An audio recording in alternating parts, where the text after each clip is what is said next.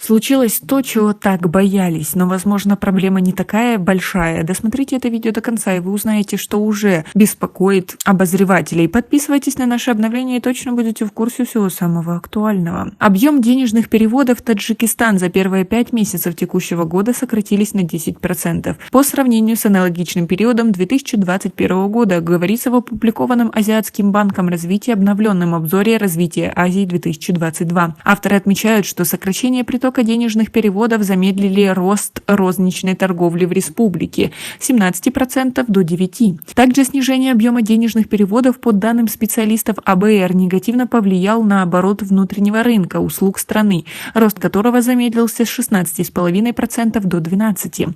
Ранее в апреле этого года аналитики АБР прогнозировали сокращение притока денежных переводов трудовых мигрантов в Таджикистан в текущем году на 50%. А вы уже ощутили уменьшение притока денег или не считаете, что эта проблема будет прям такая большая? Свои ответы напишите нам, пожалуйста, в комментарии. Обосновали они свой прогноз экономическими санкциями против России, которые приводят к сокращению рабочих мест и, следовательно, возвращением части трудовых мигрантов на родину.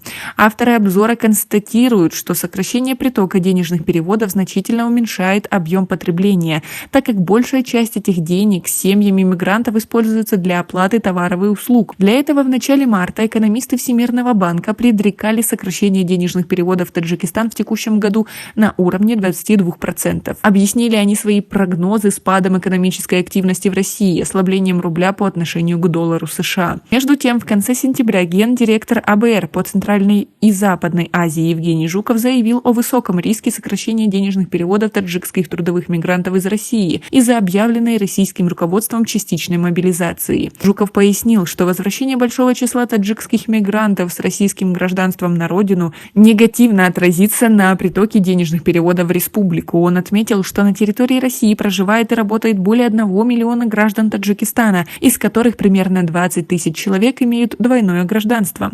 Отметим, что таджикские власти отказываются предоставлять представителям СМИ данные по денежным переводам, хотя никаких законодательных ограничений в этом процессе не существует. Ранее эти сведения таджикские СМИ получали на сайте Центробанка России, однако после начала российско-украинского конфликта регулятор Российской Федерации воздерживается от публикации таких данных. О причинах и сроках приостановления публикации данных не сообщается. Данные по трансграничным переводам Центробанк России публиковал ежеквартально. Последние такие данные на сайте Центрального банка Российской Федерации были размещены во второй половине марта. Сведения по итогам 2021 года. Общая сумма денежных переводов физических лиц из России в Таджикистан в 2021 году составила почти $2 миллиарда, что на 3,5% больше, чем в 2020 году. Более 76% этих переводов осуществлялись гражданами Таджикистана, а около четверти гражданами России или лицами, проживающими в Российской Федерации с видом на жительство. В общем объеме этих средств 94,5% составляли рубли, 5,5% доллары и 0,1% евро. Как вы относитесь к такой ситуации? Как вы думаете, ее можно урегулировать? Свои ответы напишите нам, пожалуйста, в комментарии.